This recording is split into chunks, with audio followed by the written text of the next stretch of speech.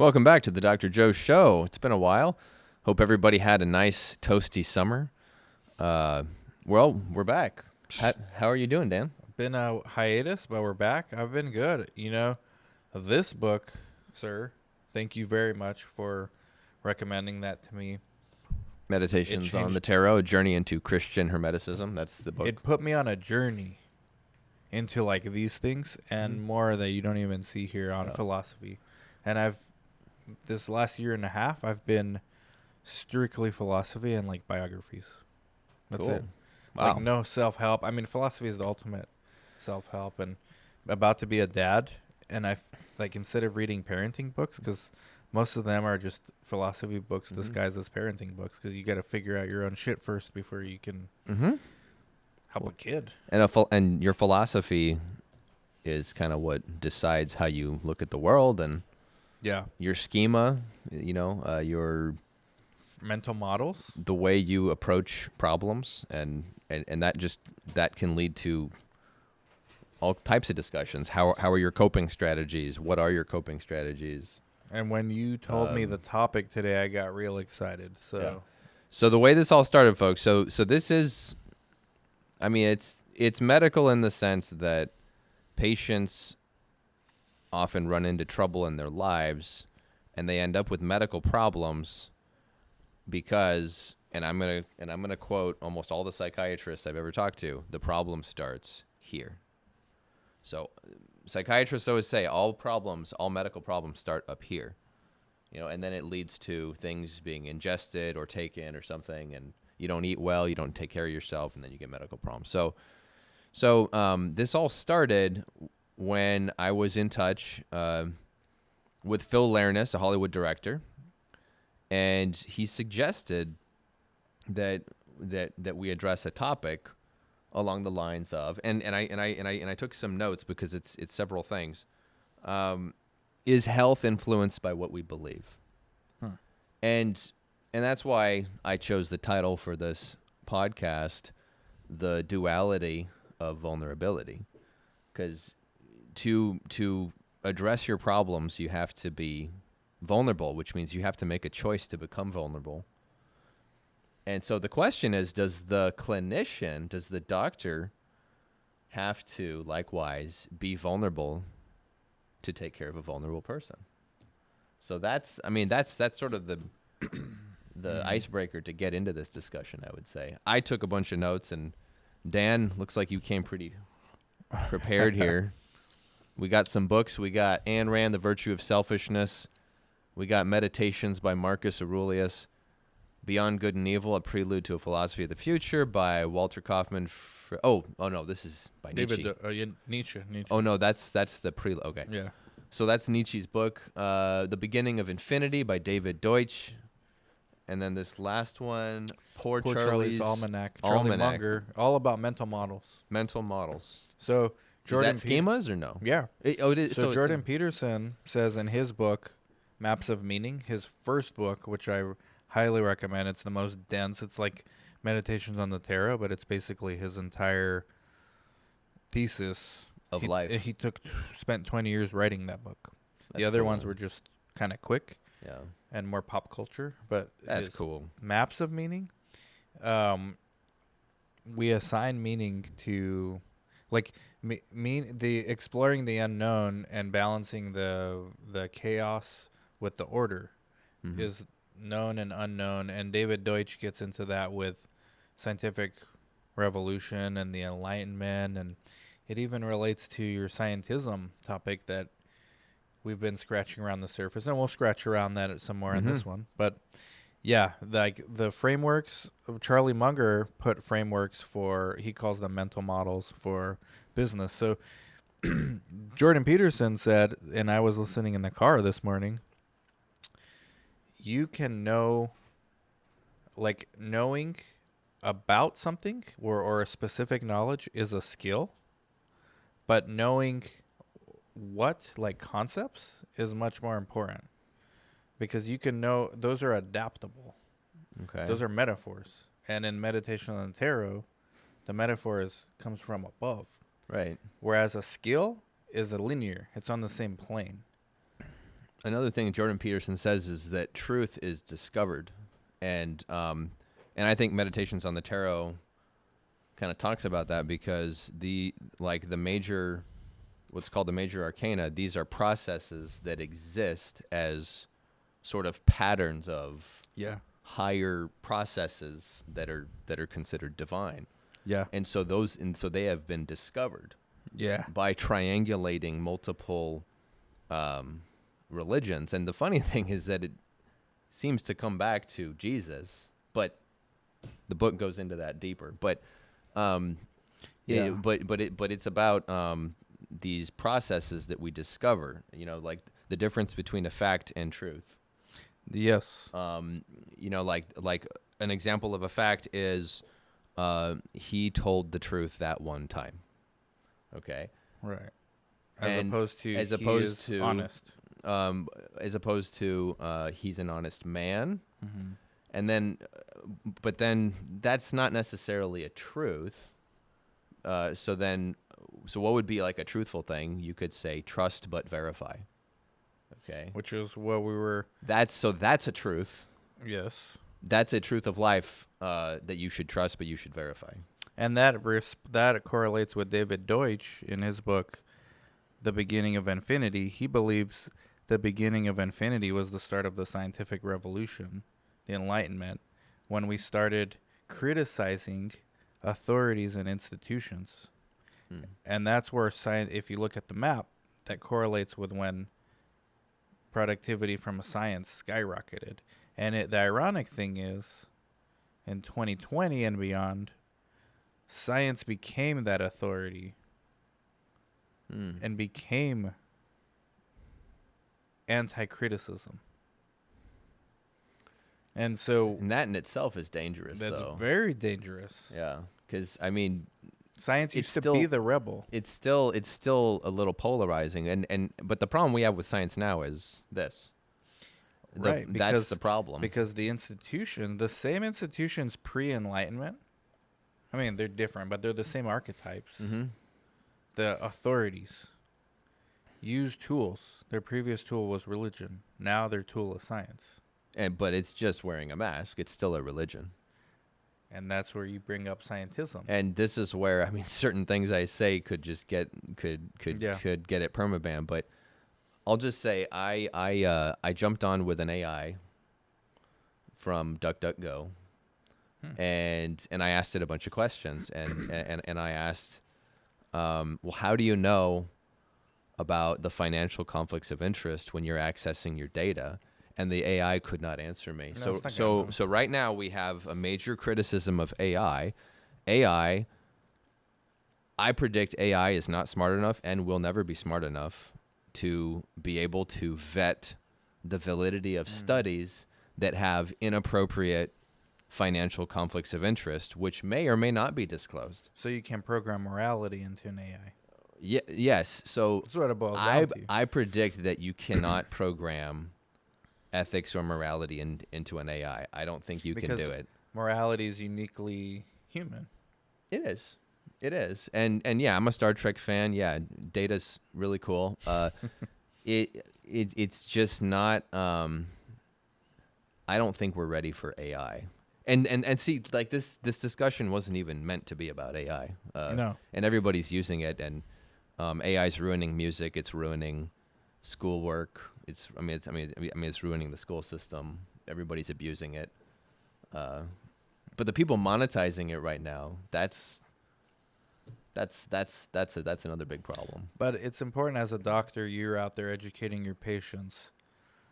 Part of your role, and if I'm speaking for you incorrectly, interrupt me. Yeah. Part of your role relates to Jordan Peterson's knowing how versus knowing what versus knowing that. So knowing how refers to particular form of knowledge, procedural knowledge, a skill. And the why. And the why. Don't forget the why. is the knowing that. So that's the mental model. Oh. So your job is really to teach your patients how to develop their own mental models for their health. Yeah. Because you're not there every day telling them, hey, you can't eat that. But you need to teach them authoritarian. the concepts. Yeah. So now we're getting into what's authoritarian and what's authoritative. Mm-hmm. A lot of people grew up in authoritarian homes, and they were just told, don't do that, and they never really learned why not to do something. And then the same thing happens in how many doctors' offices now? Stop doing that.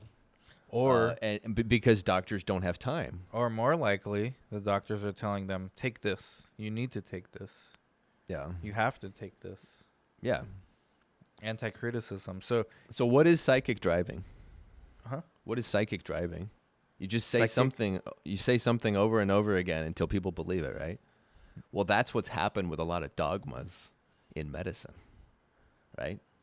And that's Take a what, statin. Take a statin. Take a statin. If I say that 100 times, everybody's gonna say no, no, no. You got to take it mm-hmm. without question. And the dogmas of old used to be religion. Go here, don't do this. Yeah. And ironically enough, science has become the new religion in the sense that it's probably the strongest dogma out there, especially after 2020. Yeah. Some religions taken aside, but Well, science is up there. Well, all of the attention being put on global warming and the carbon footprint, there's almost no attention on the pollution. There's almost no attention on the estrogenic effects of all these chemicals that are going into our food, all the plastics, all the contaminants in the water. The EPA doesn't do its job, basically, right?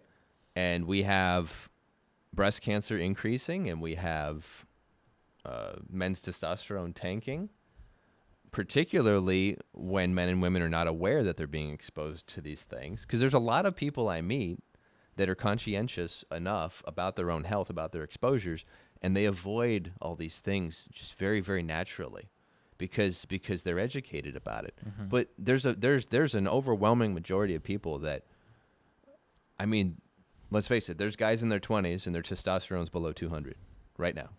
Yeah. And that's, I think that prevalence is increasing, and not going to say much else there, but this comes back ultimately to, well, how do we get to informing a patient who wants to make their life better? Well, they have to get vulnerable with us, the doctors. Does the doctor have to get vulnerable with them? What do you think? I would say yes. Yeah.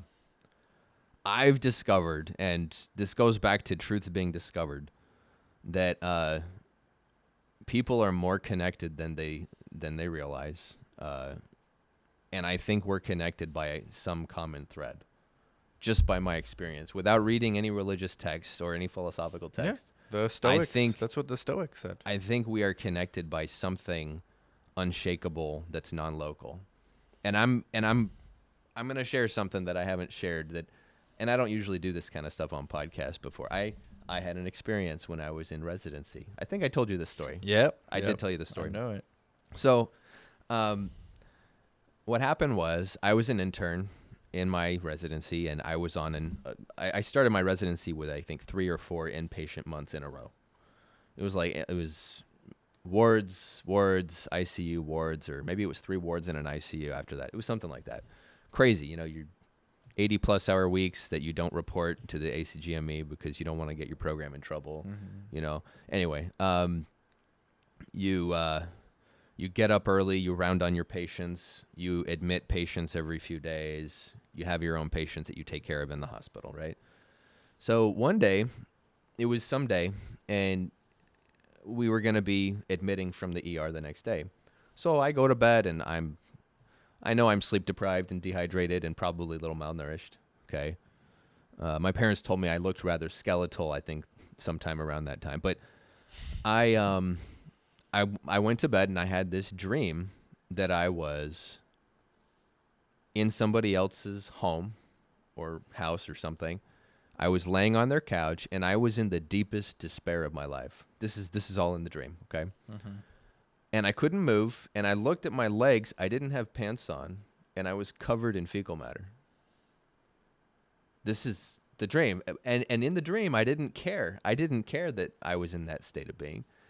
And I was in so much pain. I was in this deep despair because I had so much pain, and I was in so much pain that I didn't even know where the pain was. I was just in pain.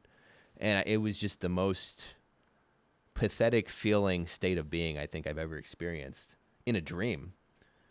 And, usually you would expect in a dream like that, you would wake up crying maybe. I woke up and I was totally normal, and I was like, just looked around. I was like, whoa, where did that come from? Because I wasn't reading anything. I wasn't watching any videos. That dream came from Just nowhere. spontaneous. It came from nowhere, because people are going to come and say, this dream was, it was put together by things you saw. No, because this is here is the interesting part. Next day, I get up, I go and round on my patients. I think I had 8 or 9 patients that day. Saw my patients. Then at 12:30, we go and start admitting from the ER out of the little workroom there. First person I admit, and I'm going to wash some of the information so it doesn't really match up. 31-year-old person who was an IV drug user. This is the first one that we admitted. And they had decided to inject themselves with a different kind of drug that they don't usually inject themselves with. They ended up with back pain. Then they went back to using their heroin. Then they needed more heroin to control the pain in their back. Then they ran out of heroin. And where did EMS find this person? On their friend's couch, withdrawing from heroin in their own excrement. Your dream. And then they ended up having a nasty infection, I'll say, in their torso somewhere. That's all I'm going to say. So what's the purpose of that experience, right? That's my question. Why did I have that experience? And this is where the why comes in. This is where if you're given a gift like that gift, that one experience that I just described, it's important to figure out, why did this happen? Why did I get that message? I mean, it was a message, and I got to feel it too. I got to feel what that person was feeling. Could it be because maybe I wasn't taking good care of my patients who were drug users? Maybe I was more judgmental of them. Or I just wasn't good at taking care of them, or I wasn't good at talking to them. Because when I met this guy, I started talking to him, he told me, I've never had a doctor talk to me as nice as you did. So people are going to ask me, like, well, are you remembering this correctly? I wrote the dream in my journal because I was journaling at that time. So it's dated and time-stamped and everything. So the dream's written down in one of my old journals, so it's there. So that's the experience. So what's the mechanism? How is it that I was connected to that guy? I don't know. The Stoics call that the logos. The logos. Which is the rational divine principle that organizes the cosmos. And the idea of interconnectedness, several key aspects: universal nature. The Stoics believe the universe operates according to a rational and purposeful order, and every individual thing is a part of that system. The chain of cause and effect. Even down to these little Halloween-y everything. Plastic candle things. Unity of all beings, sympathy of the whole, and human connection with the divine. Which, I'm telling you, the more I read these things, the more they all are saying the same thing in different ways. Right. Without even necessarily knowing about each other. I mean, this author, this was the Roman emperor, world's most powerful man during 100 AD. Mm-hmm. This is a book he never expected to sell. It was his diary to himself. That's, wow. People found it. I mean, he takes notes like, frightened of change, what can exist without it? What's closer to nature's heart? Can you take a hot bath and leave the firewood as it was? Eat food without transforming it? Can any vital process take place without something being changed? Can't you see it's just the same with you and just as vital to nature? Like, these are just notes to himself. Yeah. To not lose his shit. Yeah. Being the most powerful. Yeah. Now, after he died, people found it, put it into books, and then sold it. It's a national best. I mean, this is one of the best-selling books of all time. It's an international treasure of sorts. Yeah. Yeah. And he's saying the same thing as basically Meditations on the Tarot, Yeah. as Charlie Munger, rest in peace. He just died at 99 last year, one of the world's best investors ever. How did he invest? Mental models. He created mental models knowing the why was more important than the how. Because he said you can know more whys than more hows. And then you can just apply the whys to any situation. Knowing the hows is a skill. It's memorization. Mm-hmm. But knowing the why, that's Means what... connection to people. Yes. Yeah. And then what the meditation on the tarot would be divine intervention metaphor. Yes. It's about connecting So they're to the all divine. saying the same shit. Yeah. So there's some universal truths that all these world's smartest people tried to write down, and we call it philosophy, and we still struggle with it because we can't communicate on that plane. This is a different plane. We're just all scratching at different parts of it, which is the craziest thing about philosophy, and medicine's part of that. Yeah. Medicine, this book by David Deutsch, he's the most scientific of all these guys, right? He's actually a physicist. So this book applies to medicine as well.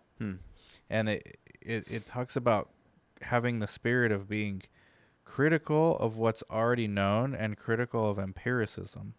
Because he argues we don't get progress through empirical observations, everything we can see and feel and measure.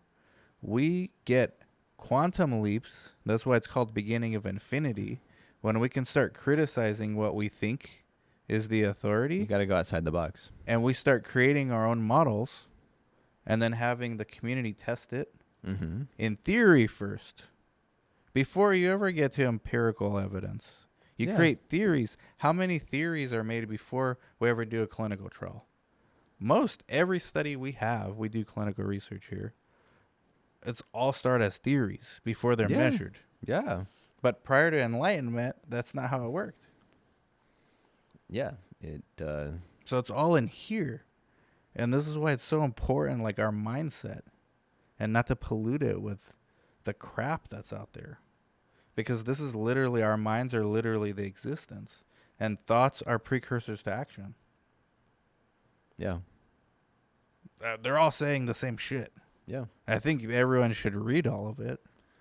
Yeah. And there's more that you could read. I mean, I'm only scratching the surface, and shout out to you for getting me started on this stuff. Yeah. So meditations led you to just this whole cascade of stuff. Yeah. Yeah. I've been trying to reread it. Well, not recently, but there was some years ago I tried to get through it a second time, and definitely and that one from What's on the Table is the most religious of all of them. Yeah. But if you read it carefully, it's actually this is anti-dogma. Like. It's anti-dogma. It's an anti-dogma. Yeah.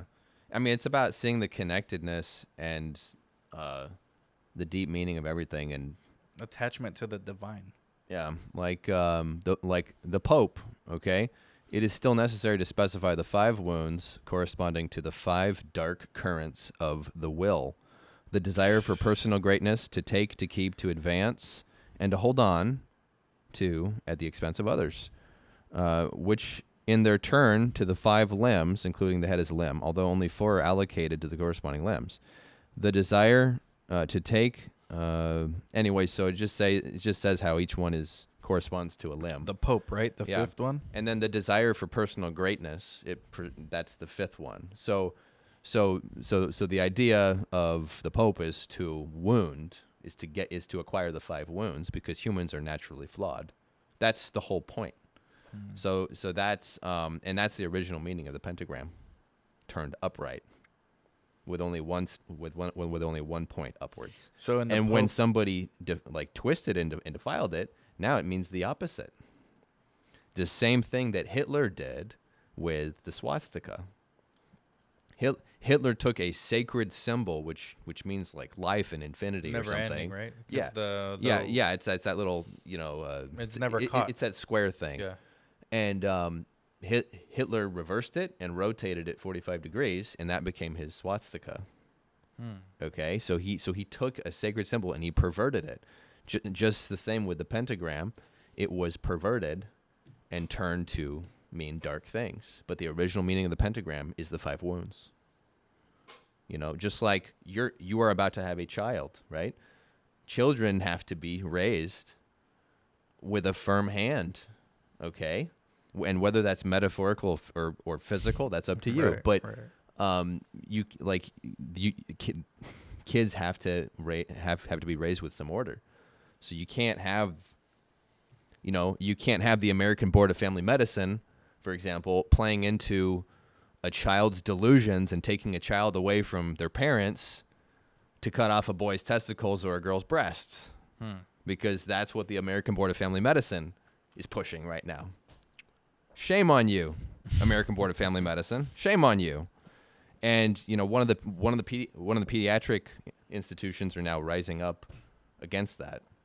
Yeah, and then Okay. more and more are. So just the same that we have seedless fruits. We're destroying the fertility of our fruits. So now we're moving on to destroying the fertility of our own children. This is where society is going right now, and this is a result of our disconnection amongst each other to reality and to the truth. So I challenge doctors who might be watching this: be vulnerable with your patients. You might be surprised at your patient's interest in you. I don't know how else to say Well, it. that just reminded me of this tweet I saw today. Deep in his notebooks, I actually am reading Leonardo da Vinci's his biography. Had a mind-blowing idea. The human body is a scale model of Earth. So the veins are rivers. Oh, that's so cool. The branching blood vessels like tributaries flowing into rivers. The expansion and contraction of breathing mirrored the ebb and flow of ocean tides. And erosion and deposition of sediment by rivers was like the decalcification of our blood vessels as we age. Wow. Leonardo began comparing the size of different parts of branching system like tree branching and blood vessels and comparing their various angles. This led to a belief that pervaded every aspect of his work that humans are not just part of the cosmos, but a miniature representation of it. And when you look for this in his work, like in the Mona Lisa, you can see the river in the background flows into her scarf. And the idea wasn't originally his. It's ancient. Yeah, different physiological functions to cosmology. Cosmology can be found as far back as ancient Mesopotamia. Plato even suggested the cosmos itself could be considered alive. The theory became defining idea behind the Renaissance humanism. That's where all this stuff came through. Mm-hmm. And grappling with humanity's place in the universe, Leonardo turned to ancient unsolvable math problems, squaring the circle. The question was about more than geometry. Circles represent the divine and infinite, while the square was an ancient symbol of the physical world. And, I mean, it just goes on. You got to save those pictures. Oh, yeah. And- This and is entire... maybe you can edit those in. Oh, yeah, later. we'll send them to Yeah. Daniel, because these are... It's But amazing. This is what the game Xenoblade was basically. Oh, Xenoblade, Did yeah. either of you guys play Xenoblade? I played Xenoblade, yeah. Yeah. So it's this giant Titan that Yep. they're on, and you go through each organ system of the Titan basically, and so I almost wonder if that game was inspired by what the Japanese already knew About Leonardo. of this stuff. Yeah. Yeah, that's pretty cool. So there is something spiritual to basically everything we do. Yeah. And central to Jordan Peterson's framework is this contrast between the known and the unknown. Yeah. And the known represents order, predictability, familiarity, everything we can navigate, which is left brain. The right side, unknown, represents chaos, but that's where the creativity comes in. And you have to build mental models before you explore the unknown. And what regulates the two hemispheres is they discovered it's the hippocampus. Mm-hmm. And then It's like memory storage processing. Yeah. But creating frameworks to explore the unknown. Yeah. And in this case, I mean, it could be in a literal sense or in a spiritual sense, and all these guys are doing it. This one's the one that brings it close to home with science. Charlie Munger did it in business. An example would be a child goes into the forest and sees things that move and decides to just stomp on everything because it's moving. So then you got to tell the child, don't stomp on everything that moves. Observe. So you're creating a mental model of don't destroy everything that moves. Okay. Yeah. Yeah. So and everything builds from there. Watch, learn, observe. And everything that moves is part of nature, has life. It's living. The natives, believe that the mountains are alive. Yeah. Yeah. And they had it right. The natives there's books on native traditions and philosophies I haven't gotten into yet, but eventually I'm going to. Mhm. If that's all this stuff is connected, right? And Charlie Munger made it real pragmatic with Mhm. business and investing. David Deutsch is developing right now as we speak theories of the multiverse, and he proves it in this book. So that's basically Rick and Morty. Yeah. So, Yeah. and I think maybe that's why, because people like the idea of a multiverse and that it's like sort of an interesting, fun, infinite idea. Rick and Morty is one of the most successful shows right now. It's one of the most popular shows, at least among young people. But there's because it's so clever. there's unintended consequences of these things, which Ayn Rand get into. This book basically says socialism sucks. Well, could yeah, save you the reading. It doesn't work except in like a couple religious contexts. Mhm. Every other instance of it hasn't worked. But the theory of it, most would argue, is good. It's about equality. But when it breaks down in the practical, so this is where you have to have empirical data. You have to actually go out and test your theories, but they're all created in the mind. But this is where you could juxtapose socialism and charity. Okay. Okay. What That's a duality. does socialism require vulnerability? Yeah, on behalf of the No. citizen, No, it doesn't. not the government. No, you don't. You just listen and you say yes. So there's no vulnerability. So for charity, what must happen for charity? Okay. There has to be two people being vulnerable. Okay. One person coming forward saying, I need help. Another person coming forward saying, I'm willing to forego some of my wealth to help another person. Right? So that's two people making a conscious choice to connect. So charity is more connection. Socialism is less connection. And charity is only possible in the capitalist framework. Yeah. And Charity doesn't exist in the socialist universe. There is Right. no such thing. It's all charity. Yeah. The government is the one that's bestowing charity upon its citizens, Yeah. which we know That's that's way more political anti-criticism. than I expected it to be. But Because what's politics? I It's mean, just we a need our mental model. roads, and I don't care how the roads get done so long as they get done properly. And and Jordan Peterson makes a good point for socialism. Okay, that there's a significant percentage. There's one reference that says 10% of the population has an IQ so low that they're not functional. Yes. So then what do Yes. you do? So I mean, I could argue at least a 10% socialism. Yeah. Right? And then maybe something for the roads and for infrastructure. I mean, that's where the answer is more complex, and you can't just have all capitalism. Okay, like this is so there has to be a meeting of the minds. There has to be this compromise that goes on. And again, both sides of the political spectrum must become vulnerable for that to happen. Right. Okay, and then of course now people are going to say, "Oh, well, this is a centrist discussion." No, it's just a discussion. But in the clinical context, I have heard from patients. I'll say, I've heard of negative experiences where I heard of another provider, not in our clinic, okay, just somewhere else, was really, really upset, and they were talking about how they lost a significant family member, and it seemed to be influencing their clinical practice and their decision making. So that's an instance where vulnerability is not good for that relationship. Right. Okay. So what amount of vulnerability is appropriate? Because professionals, like doctors are professionals, they have to, they have to be presenting themselves in a very specific manner. They have to speak a certain way. They're getting paid for a skill. Yeah, So at some like point- they're being paid for a skill. At some point, it is knowing how.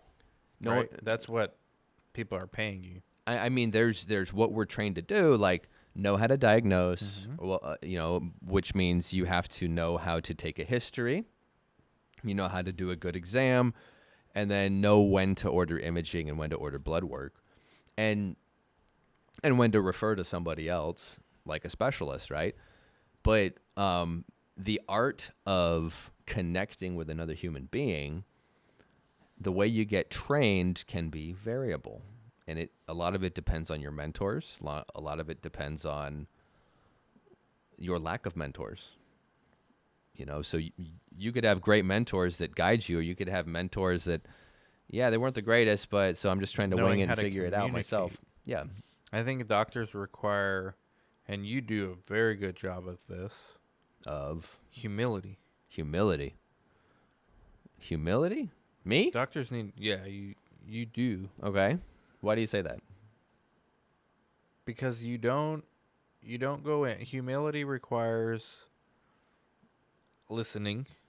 You do a very good job of listening to the patients, more so than I probably would do if I were a doctor, precisely because you know how, you do it every single day, over and over and over again.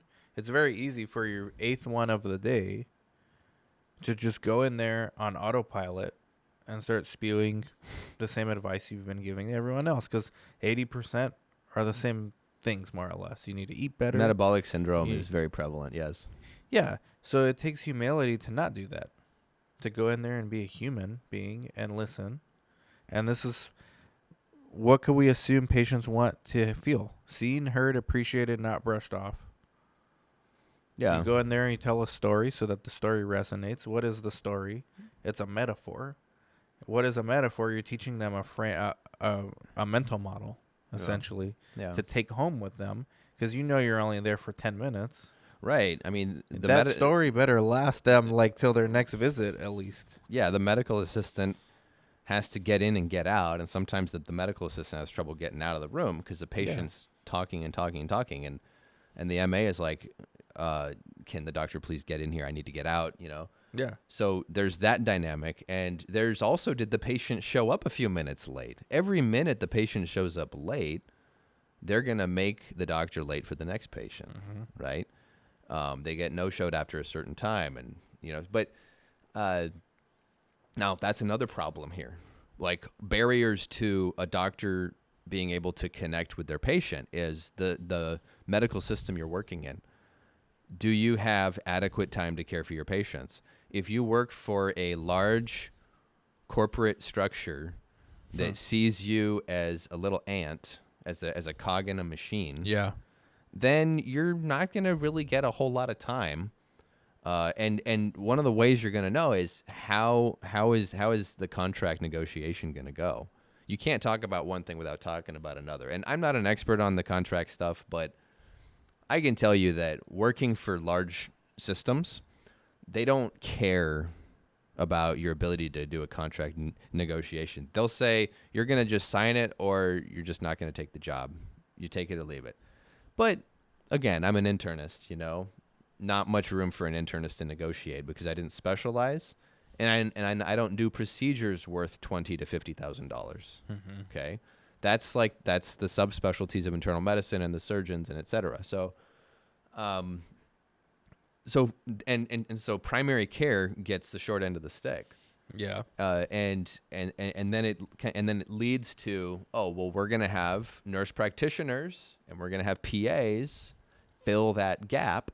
Okay. And their training's not the same as doctors. They're not. You guys are, I think a decent analogy is an artisan who's paid for their creativity as well as their time. Because to me, the best doctors have creativity as well. They don't just go in there spewing the same thing I can find on Google. Yeah. Like, to me, that's not creative. Reciting what you've been told to do by your medical system, because Mm-hmm. that's what pays the Yeah. bills. To me, I need somebody who's willing to think outside the box. It doesn't mean that's always appropriate. Well, yeah. I mean, it's But if it quacks like understanding. a duck, moves like a duck, it's probably a duck. But You know. listen, even if I went to you and you gave me traditional advice, if you told me why, and that comes in the form of a story or something that I can take home and digest, and we don't have time for those things because you're pressed for time. So how much time, like how many stories, how can you actually resonate with patients when you're pressed for time? Your story's gonna have to get cut short. And so that's where your delivery matters. So Mm. you know, if I think something could happen where somebody's going to die, I'm going to tell the patient, if you don't do this, you could die. We could die anytime, but these things need to be addressed. Like if I'm sending somebody to the ER for something, I like to think that they're going to take it seriously, and it helps when there's a family member nearby because they're a little bit more objective. They're not the one being talked to. That they could die, right? So, telling them like, I don't. You got to be diplomatic, right? You got to deliver it just the right way. And listen, I got 2 people waiting for me. We have spent a lot of time here. I'm very worried about you. I think you need to go to the hospital. Okay? If you don't, I might not see you again. You could be dead. And we can talk more about it later, but I've already explained because of this and this and this and that, whatever the situation is. Because you have to juggle your responsibilities. You have to convey a very clear message to the person in front of you.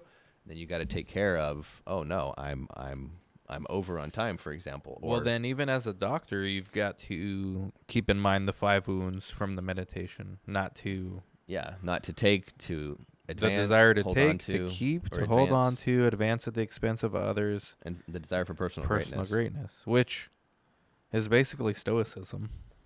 Like, Yeah. I'm pretty sure this guy, I know he's anonymous, but now they revealed his identity. Yeah. I was a huge fan of stoicism. There's no way that Yeah. he couldn't have been. Yeah. He seems like a very deep thinker, Mhm. and so the doctors have to keep this in mind, and so do the patients. Yeah. It's a two-way street, and the world operates better when everyone's complying with these universal principles that it's hard to articulate. So the world's best thinkers have kind of done it for us. But then Yeah. it's useless if it's just a thought process. Like, you have to actually apply it to your life. And your life could be you're a And patient. that's why you got to know your patient a little bit. Yeah, yeah. You know, well, okay, what did you do today? What do you do for work? Are you retired? How do you feel about being retired? Okay. Yeah. there's a great divide. There are people who feel great about it, people who are not feeling so great about it, right? Get to know them a little bit. And then And you you can can't get- draw from what you think they know, because you don't really know Right. what anybody knows, but Right. you know a little bit about them that you can draw from that, and you can create analogies to let them better understand something. Correct. But in order to even get to that point, you can't put them in a framework yet for treatment. But a lot of doctors do this without even talking to the patient. They look at their chart. They're like, Yeah. okay, this one's going to be in this group. Yeah. You can't ascertain that a priori. You have to actually gather. You have to conduct the experiment. The experiment is the conversation. You're going to probe. They're going to reply. You're going to keep probing until you feel satisfied with your answer. And maybe it goes against what you've preconceived notion before you walked in the room when you just glance at their chart. I mean, how many times have you looked at someone's chart and said, okay, I think I'm going to go this route. And then when you talk to them, You're like, oh, this is just Yeah. totally different. Yeah, it happens all the time. but if you didn't have the humility to do that, I mean, you wouldn't even need to go in the room. I think a lot of doctors have that skill, though. I think you have to have that skill, because I mean that's called anchoring bias in some sense. Anchoring bias is where well, it's similar. It's not exactly the same, but it's close. I mean, you've heard of anchoring bias. Yeah, You know, yeah. it's like you get diagnosed with one thing, you go see another doctor. That doctor hears about the diagnosis. Then they think that's the diagnosis, and they manage it a different way, and Yeah. they kind of forget about it. And so, like, everybody just anchors on this perception that Right. one person started, which is like psychic driving, right? Well, and it's also because if they don't do that and they're wrong for some reason, so if they're, it's kind of, you have to take a risk. Well, I mean, yeah, And if things you're get wrong, missed. Yeah. you're liable for malpractice because the lawyers are going to say, why didn't you just follow what the other doctors prescribed? Why did you turn left? That's why they I do guess, that. I mean, it depends on the situation. It depends on the clinical situation. I mean, if you have a reasonable plan, it depends on the severity of the problem.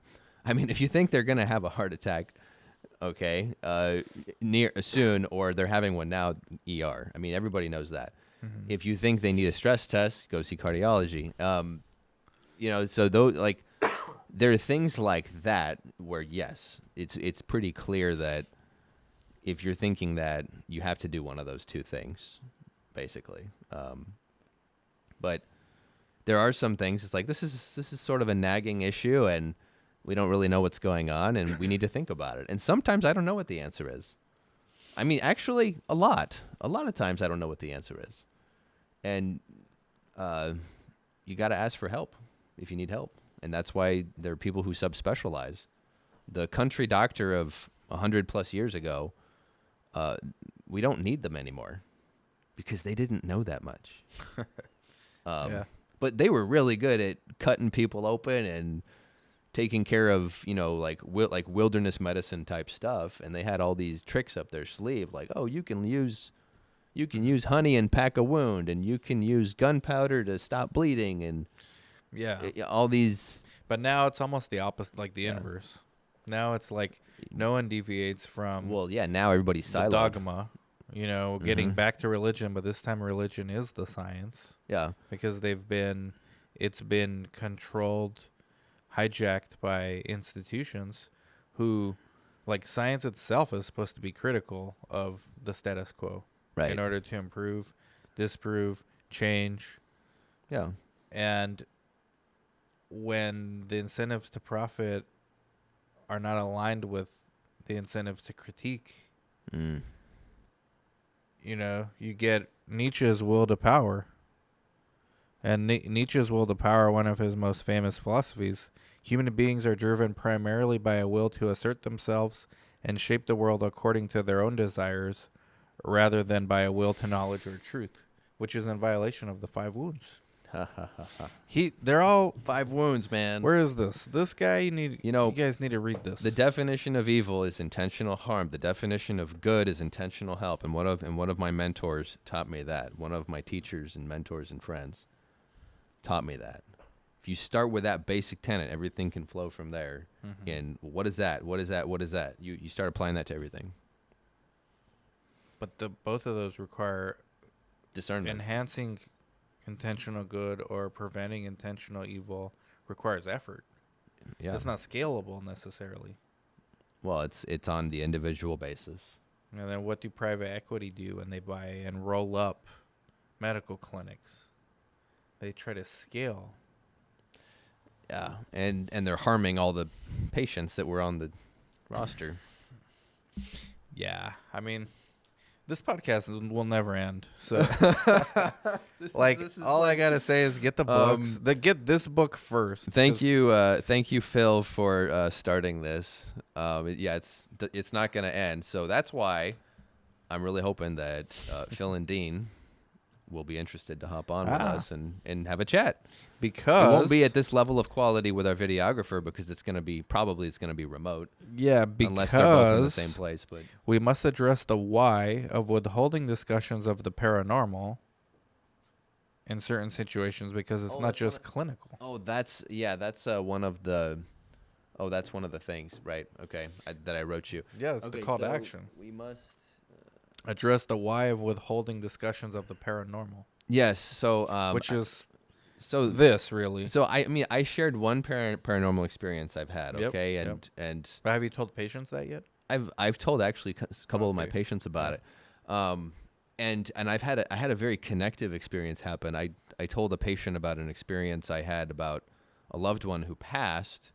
I'll just say that. And then I saw the same patient months later, and then that same patient lost their same loved one, the same relation, and they had almost an identical type experience, and it was related to another family. And basically, I felt drawn to tell them that story, and it helped them notice a sacred experience that happened around the death of one of their loved ones. And the patient thanked me for sharing my experience with them.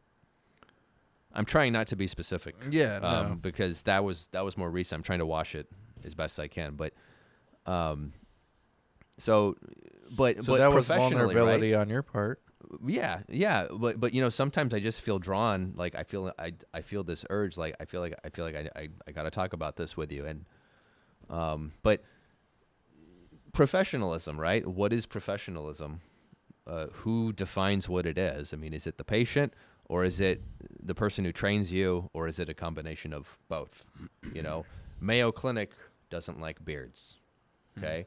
Our clinic doesn't like ties. Okay. I noticed that. But there's a functional reason to not wear a tie, because ties, harbor fomites, and they spread disease. And, But that's shout not out to why. my infectious disease friends But I who don't think still wear ties. Is that why the clinic's not Tim and Brad, huh? That can't be why that clinic is anti-tie. Or No, it's just it's more about uniformity and and being on a Yeah. team, and It's more of a extension of their mission and their image, which is important. And Yeah. ultimately, the mission is the most important thing of any company, because it dictates and it sets the precedent for behavior for all the staff. And if you don't like it, and you don't belong there.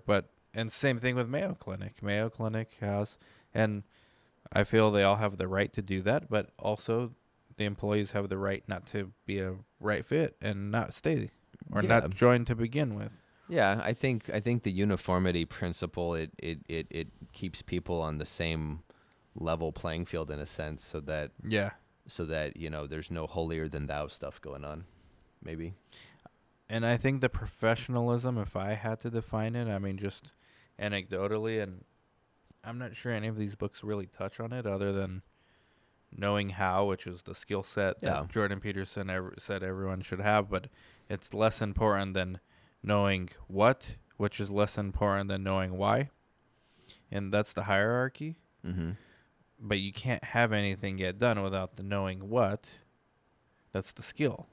So professionalism to me as a consumer is, I'm paying someone to know how to fix my problem. That's why I hire a professional. Right. That's why I hire Daniel. Mm-hmm. That's why patients hire you. That's why drug companies, because those are our customers, hire us to collect their data. I mean, that's professional. Yeah. How your organization achieves those outcomes, that's free market in our society. Like in socialism, professional means something totally different. They assign you what to do. So there is no professional. The government dictates you are this, you are that. I mean, it's like the military. It's like you take a competency thing. Okay, you just go off into that. But in a free folder. market Yeah. or in capitalism, it's how you achieve those outcomes. But ultimately, as a consumer chooses if that was a good experience or not. And to me, that's professionalism. Just bottom line. I'm paying to get a problem solved. Yeah. So Charlie Munger say you got to have a toolbox. So what about bedside manner? That's a tool. It's contextual, because do you really need a world-class surgeon to have perfect bedside manner, or do you want your primary care doctor to have good bedside manner so that you can get all your data accurately and then tell them that they might need a surgeon? That's why you need bedside both. manner is not always necessary, specifically for specialists. Specifically for specialists, if they have if they can subsidize it from somewhere else. Because Yeah. what's the purpose of the world's best surgeon if nobody knows that they need that surgery or nobody is willing to do it? Right. Right? So at some point you need that communication. And Charlie Munger had the quote or the mental framework, to a man with a hammer, everything's a nail. And in order to be a true professional, you should have a toolbox, not just one hammer. So you have more Yeah. options to offer your patients, which means continuous learning, continuous improvement of your skill. This is why this is the purpose of continuing education credits for Yeah. doctors. Now, that system's been entirely corrupted. Yeah, the CME system has been totally But in theory, over monetized. that's the principle. It's supposed to Yeah. give you, hey, this year I'm new. I only have a hammer and a screwdriver, but next year I'm gonna get more tools. I'm gonna and my have tool I'm gonna have a belt sander, and I'm gonna have a So you can start I'm giving gonna get a router. Yeah. more precise solutions to your consumer. In your case, it's the patient. Yeah. More instead of just, okay, I'll fix it with a hammer. It's not ideal. You have a more diverse toolbox. Mm-hmm. And the inverse is true as well. If you know this as a consumer, to a man with a hammer, everything's a nail, you know to be critical and push back. So if you go to a clinic somewhere and you're being pushed a certain something that they want to give you, and you don't realize that to a man with a hammer, everything's a nail, you think Yeah. it's mandatory. Well, yeah, And I you always, know what I'm talking about. I always try to. So one of the biggest things I think it's always important to remind patients about is that they have autonomy, that they have a choice to refuse anything. They don't have to do anything that anybody says. But there's clinics that will shame you as a patient if you push back.